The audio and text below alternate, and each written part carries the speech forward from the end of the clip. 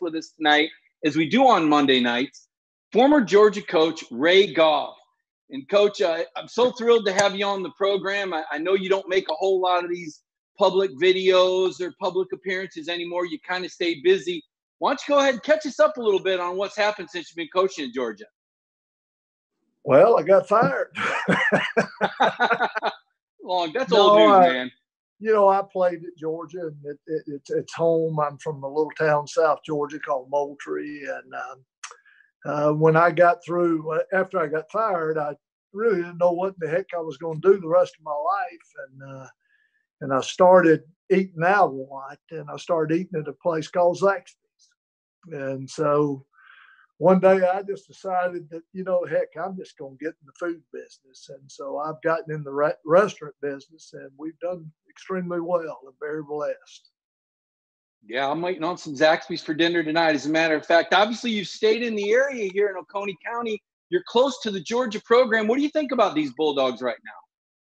I think Kirby's done a great job, and Kirby played for me when he came, and he was really a good player for us. And he's a very highly motivated young man. And his father and the people he played with in high school just did a great job with him. And I have a tremendous amount of respect for Kirby, but also Kirby's father and some other people that have, kind of really been big in his life.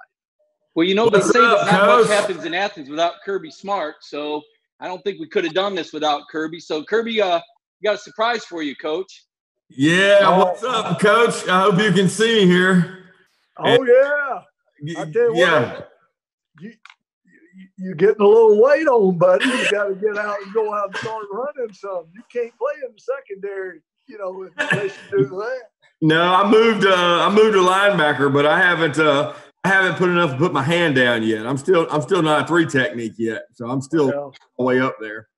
Well, I'm sitting here with Bryant Gant. He hooked me up for this because I'm not very good on these computer things. I know this is the way y'all recruit nowadays. That's right. I was trying to surprise you. See, I said he ain't gonna know I'm on here. So Gant had y'all set up. I wanted to be able to surprise you a little bit and see how you're doing. You doing good? I'm doing great. How's your mom and daddy doing and your family? They are awesome. They're incredible. They always ask about you and if I had seen you. I'm going to tell you something, Mike. He was really good to my dad and our family. First of all, just to sign me, because to sign me was a liability. I can promise you. He started to say great player, then he went back to good. I did earlier. But, he signed a lot of really good high school players, especially in the state of Georgia. When I think back to all the guys I played with and the guys he was able to sign, of course, that was also the crew that probably got him fired. But to be honest with you, a lot of that had to do with injury because, Robert Edwards, who is probably one of the best athletes next to Champ Bailey I've ever been able to play with. And if Robert Edwards doesn't get hurt and Mike Bobo that year, he had some really bad luck in injuries. But, man, he signed a lot of good kids. He's affected the coaching profession. He's had a huge impact. When you think about Will Muschamp, you think about Robert Edwards in coaching, you think about all the guys, Hines Ward's in coaching, all these guys he signed are coaches. Well, I appreciate that. I'll give you some money after this is over, okay? Well, Kirby, you don't need any. Kirby, what was it? What was recruiting like? I think I remember you saying you used to camp at Troy and you might have taken a couple other visits, but what was your recruitment like with Coach Goff in Georgia? Well, it was very unique. I would say they did the best job of forming relationships with me. Florida recruited me, but they didn't have the same relationships. First of all, Coach Goff knew my dad forever. I remember being a little ball boy watching Thomasville against Thomasville Central, and he was on the sideline. And to this day, I still thought that like Coach Goff was Bear Bryant. He was tall, he was standing over me, and I was a little 5-6-year-old, and my dad's team, Bainbridge, had gotten beat by both Thomasville and Thomasville Central.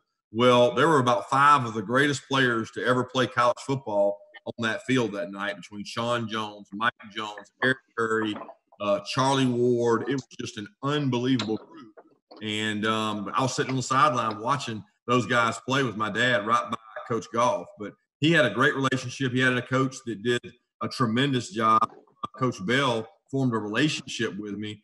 and communicated with me every week. I remember he would call, check in, ask about the family, what was going on. No other schools really recruited me that hard. Georgia Southern did, Furman did, Southern Miss did, and Duke, a couple others. But Georgia did the best job of recruiting me. But I didn't get offered till the night before signing day. It was a great story because Steve Johnson, a DB from McKeeshan, flipped to Tennessee. And when he flipped to Tennessee, Coach Goff and them called and said, it looks like we're going to have a nice spot for you. And, of course, I jumped all over it then. Well, Coach Goff, what was going to say? What do you recollect? I remember Steve Johnson going to Tennessee. He was a starter up there for the Vols. I never realized that big part of Georgia history he played. Yeah, Kirby was a starter for us as well. So it worked out great. And, I admire Kirby a lot, but I love his dad. His dad and George Bobo and all those guys were down there together, Mike's father. And they just had a very unique relationship with them. It was just really good. And we would have signed Kirby, whether we had room or not. But he was a good player for us. And but just more importantly, he was a coach's father. His father was a coach. And so, that really was big for us because we wanted to recruit coaches' sons if we could, because one day they might have a player that that could make a big impact for us. But Kirby's dad's one of the finest men I've ever been around. Well, one question I got for both of y'all, I don't know if you may or may not know this, but going back in Georgia history, all the way back to the very first coach, Charles Hurdy, in 1892, Georgia's got quite a history of coaches that were also players at Georgia. And I guess I'd like to ask, and I'll start with you, Coach Goff, and then we'll finish up with you, Kirby.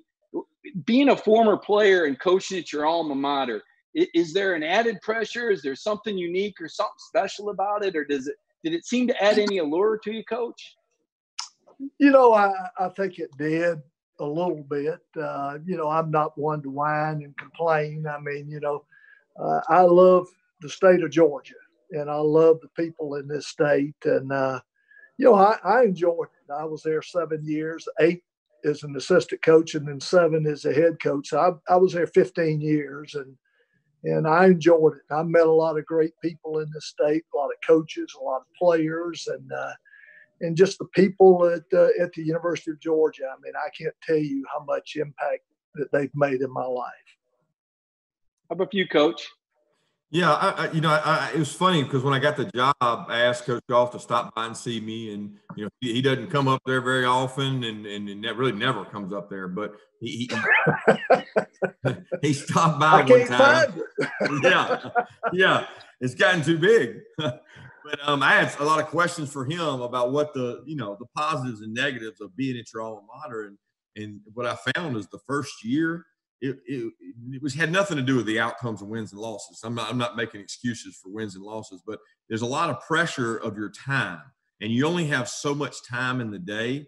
And in this world of recruiting we live in, I'm a pleaser. I want to try to make people happy. I want to spend time with them. And what I found was the negative to being at Georgia was that everybody that knew me, whether I coached them as a coach or I played with them as a player or they were a letterman, they felt like, they deserved 15 minutes, 20 minutes. And at some point, you got to have somebody be the bad guy, and that's kind of what he let me know. He said, it's important to treat people right, but you got to understand that you only have so much time to get things done. And you can't make everybody happy. That was the unique thing about being in Alabama. Nobody ever came up there wanting to see me in Alabama because I played with them or that I knew who they were. So you got to work. You got to do your job in that time. That's the burden of, and you carry with you as a former player, that you want to do well for your alma mater. And, every game, regardless of what people say about me and Coach Goff, I promise you, we want to win worse than the fans do.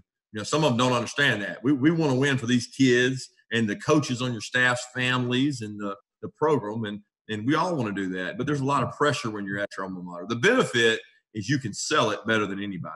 I mean, I can sell the experience I had there under Coach Goff's staff and how good they were to me and the success that being a graduate of University of Georgia's done. All those things are just remarkable. So it's a lot more positives than negatives. Yeah, good stuff there, Coach Goff. And Coach Smart, I really appreciate you joining us on short notice. I know that, boom, right away, as soon as you heard Coach Goff was going to be on the show, you volunteered some time. And obviously I know that means a lot to Georgia fans because here it is. I mean, a former player stepping up and being there for his coach tonight. I really appreciate that. Well, I'll say this. I appreciate you offering me and giving me the opportunity. It's not many opportunities I jump at like that, but when you said Coach Goff's name, I wasn't going to miss it for the world because that guy has meant a lot to me and my family, and he's special to me, and I appreciate you, Coach Goff. Thank you. Well, you kind of make me tear up here. I mean, I appreciate it, Kirby. Thank you very much. Yes, sir.